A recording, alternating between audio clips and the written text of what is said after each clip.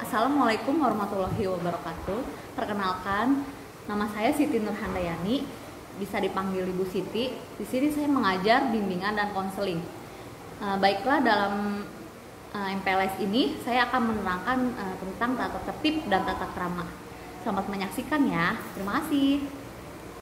Ya, baik. Di sini kita akan menerangkan tentang tata tertib dan tata krama. Apa sih yang dimaksud dengan tata krama?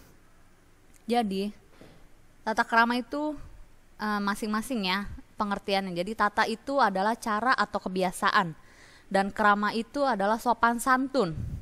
Tata krama itu jadinya sebuah kebiasaan yang mengatur sikap sopan dan santun manusia di dalam kehidupannya sehari-hari. Nah, ini kita akan mempelajari tentang tujuan tata krama di lingkungan sekolah. Agar apa sih kita mempelajari tujuan tata krama di lingkungan sekolah ini? Yang pertama, agar siswa dapat bersikap dan berperilaku sesuai dengan nilai-nilai yang normatif yang melandasi kepribadian siswa itu sendiri. Yang kedua, siswa memiliki sikap dan perilaku yang dapat menanamkan dan menumbuh kembangkan disiplin di dalam dirinya. Ketiga, tercipta kerukunan hidup, keharmonisan hubungan antar warga sekolah. Kemudian ada 5 macam tata krama, yaitu yang pertama, tata krama berbicara. Nah, di dalam hal berbicara ini sangat penting, karena dalam berbicara ini menunjukkan identitas diri kita. Kalian harus tahu siapa lawan bicara kita, apakah itu orang tua, guru, teman, ataupun adik kita. Kita tidak boleh memakai bahasa yang tidak baku kepada orang yang lebih tua daripada kita. Kita harus memakai bahasa baku kepada orang tua, guru, ataupun kakak kita.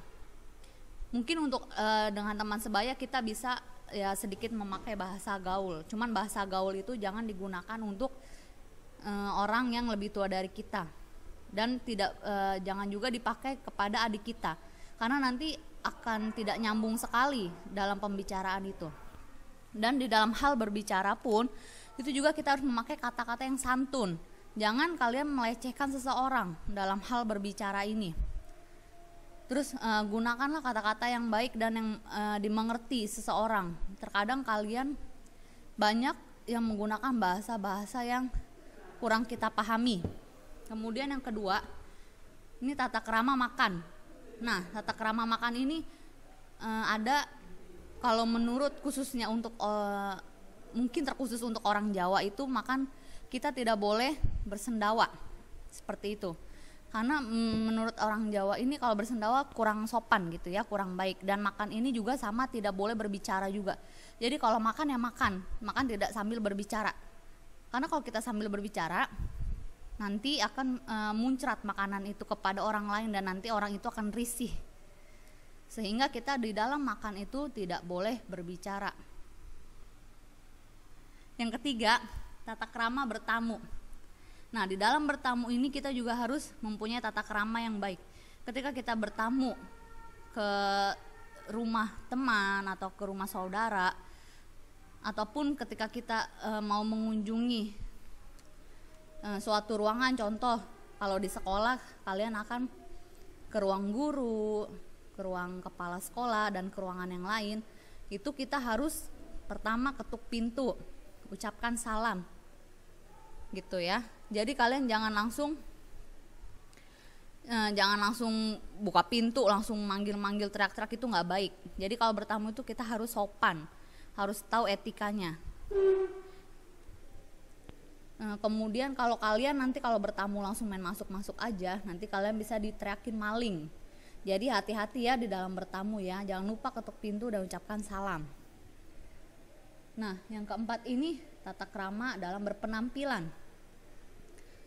Di dalam berpenampilan ini kita harus tahu kita akan pergi kemana atau kita akan ngapain ke tempat itu. Misalnya contoh, kita akan pergi ke sekolah. Tentunya kita harus memakai seragam yang sesuai dengan ukuran yang ada yang dari sekolah. Bukan kalian ketika kalian mendapatkan seragam, terus seragam itu sedikit kebesaran dan kalian kecilkan, itu berarti kalian sudah melanggar. Seragam yang kita berikan kepada kalian itu sesuai dengan standarnya peraturan dari sekolah. Bukan kalian kecilin, contoh misalnya celana. Itu celana kalian bentuk pensil atau bentuk cutbray, itu adalah bukan standar sekolah kami, sekolah pada umumnya. Dan baju ada juga yang di crop seperti itu, dan ada juga yang dikecil-kecilin. Itu adalah yang lebih pantas memakai itu adalah baju buat adik kalian ya. Mungkin baju buat adik kalian yang masih SD itu kecil, tapi kalau buat kalian itu udah nggak pantas lagi dipotong-potong seperti itu. Ini adalah sekolah, dunia pendidikan, bukan untuk bergaya. Mungkin kalau kalian ingin memakai baju-baju bergaya mungkin ya di luar sana gitu ya, atau kita mau ke acara pesta memakai baju dress itu masih oke. Tapi kalau ke sekolah memakai seragam dengan apa adanya yang sesuai dengan standar sekolah.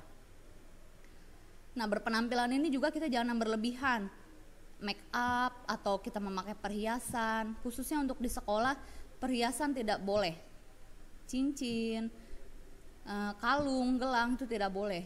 Yang diperbolehkan untuk anak perempuan hanyalah anting saja, hanya itu saja, dan itu pun hanya satu di kanan, satu di kiri. Tidak boleh ada tindik-tindikan. Kalau ada tindikan akan kami sita. Seperti itu ya. Terus kaos kaki, sepatu, tali, semuanya. Jadi berpenampilan dari ujung rambut sampai ujung kaki akan kami perhatikan. Rambut tidak boleh diwarna-warnai, harus hitam, harus apa adanya. Seandainya memang rambut kalian memang pirang dari kecil, ya sudah gitu kan, mau gimana lagi. Tapi jangan sesekali kalian warnai rambut kalian dengan cat-cat yang ada di sana ya, di luar sana, nggak boleh. Dan yang kelima, ini tata krama meminta bantuan. Untuk tata krama meminta bantuan ini banyak seringkali saya menemukan rata-rata bukan meminta bantuan, tapi tindakannya menyuruh.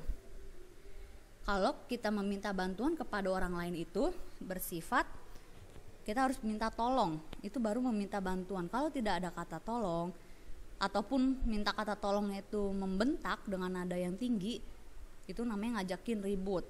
Jadi ketika kita minta bantuan kepada orang lain, sedikit nada kita rendah, jangan kalian teriak-teriak.